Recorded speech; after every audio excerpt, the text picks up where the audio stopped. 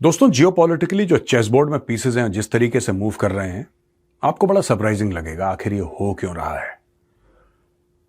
अचानक ईरान कहता है कि स्ट्रेट ऑफ हॉर्मुज से अगर आपको जहाज ले जाने हैं तो आपको $2 मिलियन देने पड़ेंगे पर जहाज के, $2 मिलियन पर शिप। अच्छा, ये बात भी सही है कि स्ट्रेट ऑफ हॉर्मुज सिर्फ ईरान का नहीं है, वो तो सभी का है। जो वहां पे हैं, जिनसे उसके किनारे लगते हैं, सभी इस्तेमाल कर सकते हैं। लेकिन ईरान के पास क्योंकि मिसाइल्स हैं, क्योंकि ड्रोन्स हैं, ईरान ने बोल दिया कि भाई अगर यहां से गुजरना है तो $2 मिलियन देने पड़ेंगे। जियोपॉलिटिक्स बड़ी कॉम्प्लेक्स चीज होती है दोस्तों, इट्स हाईली कॉम्प्लेक्स। और मैं आपको एक और चीज बताना चाहता हूं कि अगर जियोपॉलिटिक्स आपको बेहतर समझनी है तो एक शो में लेकर आया हूं टाइम्स ऑफ इंडिया पर। टाइम्स ऑफ इंडिया की वेबसाइट पर जाइए, उसका ऐप आप डाउनलोड कीजिए, ओपन कॉलर देखिए, जहां पे मैंने कई सारे कॉम्प्लेक्स इश्यूज इंग्लिश में समझाए, क्योंकि हमारे साउथ इंडिया से भाई बहन हैं, उनका बड़ा फीडबैक है कि सब we don't understand Hindi very well, could you please do it in English. So I have done it in English. हमारे एनआरआई हैं, दोस्त मित्र बाहर, who understand English better, who are more comfortable with English, कहीं और के हैं, कुछ वहीं पे पैदा हुए हैं, तो वो लोग कहते हैं कि हमें एक इंडियन पॉइंट ऑफ व्यू चाहिए लेकिन अंग्रेजी में चाहिए। तो अगर ऐसी बात है तो जाके देखिए ओपन कॉलर, और जो ओपन कॉलर का दोस्तों लेटेस्ट एपिसोड है उसका लिंक मैंने डिस्क्रिप्शन में डाल दिया, तो जाइए, क्लिक ऑन द लिंक पे क्लिक कीजिए and watch that episode today. अच्छा, अब हम आते हैं कि ईरान कर क्या रहा है दोस्तों। बड़ी इंपॉर्टेंट चीज है, ईरान ने एक मौका देखा है, और ये मौका ये है कि दुनिया का गला हमने पकड़ रखा है। हमारा नुकसान भी बहुत हो गया है, जाहिर सी बात है। अमेरिका ने बमबारी करी, इजराइल ने बमबारी करी, और अरबों डॉलर का नुकसान हो चुका है। ईरान को यह भी पता है कि स्ट्रेट ऑफ हॉर्मुज इस्तेमाल करना एक मजबूरी बन चुकी है, करना पड़ेगा, यह मजबूरी है। अच्छा, अगर यह मजबूरी है तो इस मजबूरी का फायदा उठाया जाए, और इसलिए फायदा उठाया जाए क्योंकि अगर ईरान में दोबारा आपको हथियार खरीदने हैं या आपको बिल्डिंगें वापस बनानी हैं तो कैसे बनेंगी, ये पैसा कहां से आएगा। ईरान की इकोनॉमी में तो दुनिया भर के सैंक्शंस पड़े हुए हैं, तो उन्होंने बोला कि भाई स्ट्रेट ऑफ हॉर्मुज से जो जाएगा $2 मिलियन पर शिप देगा। एक दिन में कई दर्जनों शिप जाते हैं in the normal course of time. आजकल थोड़ी सी मुश्किल है, लेकिन फिर भी शिप जा रहे हैं।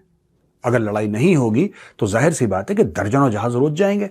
अब रोज जहाज जाएंगे तो आप समझ लीजिए कि कितना पैसा ईरान कमाने की कोशिश कर रहा है। यहां पे अमेरिका ने एक बड़ी इंपॉर्टेंट बात बोली है कि 140 million barrels of Iranian oil.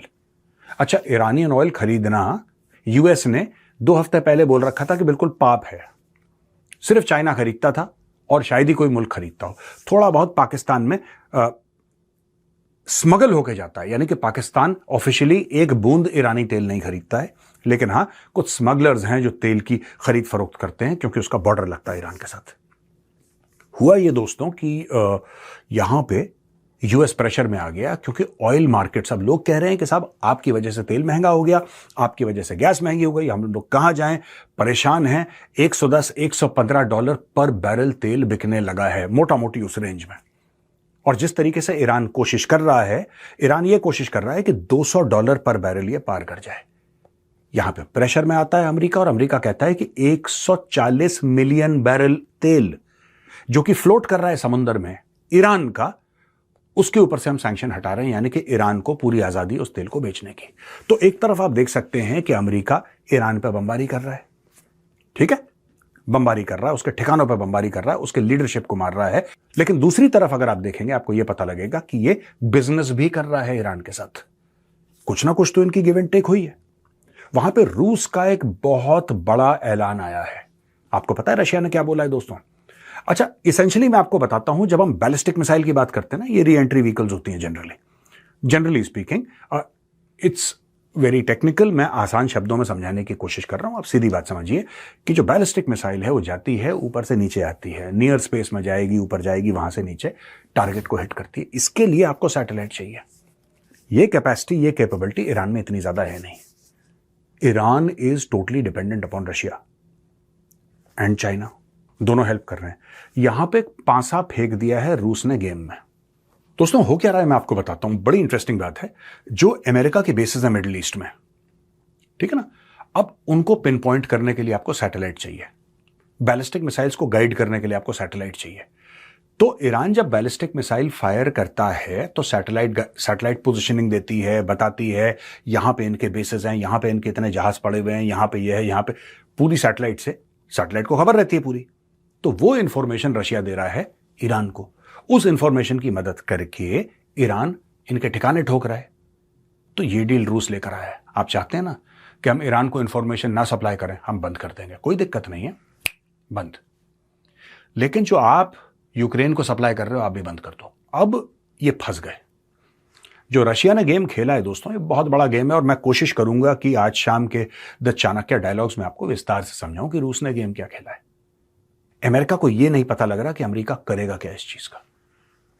उसको पता है कि रशियन इंफॉर्मेशन और चाइनीज इंफॉर्मेशन की वजह से ईरानियन मिसाइल्स बहुत घातक बन रही हैं, बहुत ज्यादा घातक बन रही हैं।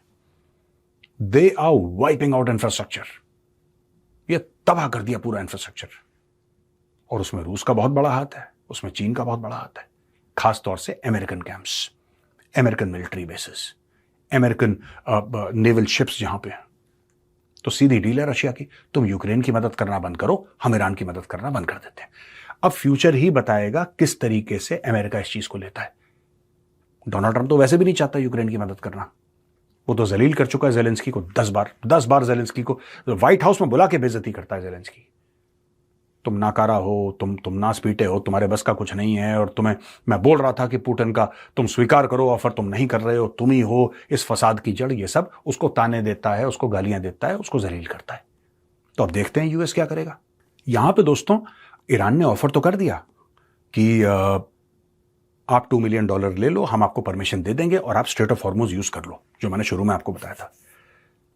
इसके बीच में लोगों का यह भी कहना है, कुछ एक्सपर्ट्स हैं वो ये कह रहे हैं कि यार ये गारंटी नहीं है, this is not a guarantee for safety. यानी कि इवन इफ यू पे $2 मिलियन, आपने चलो माना एक जहाज के आपने $2 मिलियन दे दिए ईरान को, क्या ईरान आपकी सिक्योरिटी गारंटी कर सकता है? नहीं। लोगों का यह मानना है कि क्योंकि मोज़ेक डॉक्ट्रिन, दोस्तों हमने बात करी थी ना मोज़ेक डॉक्ट्रिन की, आपको याद होगी। मोज़ेक डॉक्ट्रिन वो है कि जब सुप्रीम लीडर मर जाएगा, टॉप उनकी जो लीडरशिप है वो खत्म हो जाएगी, तो सब इंडिपेंडेंटली काम करेंगे, राइट? तो ईरान को कई सारे इंडिपेंडेंट भागों में बांट दिया गया है, सबकी अपनी फौजें हैं, सबकी अपनी मिसाइलें हैं, ड्रोन हैं, वो इंडिपेंडेंटली काम कर रहे हैं।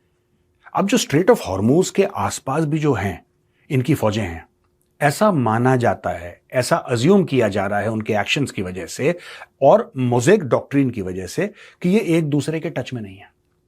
आपने पैसा दे दिया ईरान को, वो ईरान की जो सेंट्रल गवर्नमेंट है तेहरान में, उसके पास पैसा चला गया, लेकिन क्या वो अपनी फौजों के साथ टच में है? क्योंकि मोज़ेक डॉक्ट्रिन जो ईरान की है उसका कोर तो यही है कि सब लोग इंडिपेंडेंटली ऑपरेट कर रहे हैं।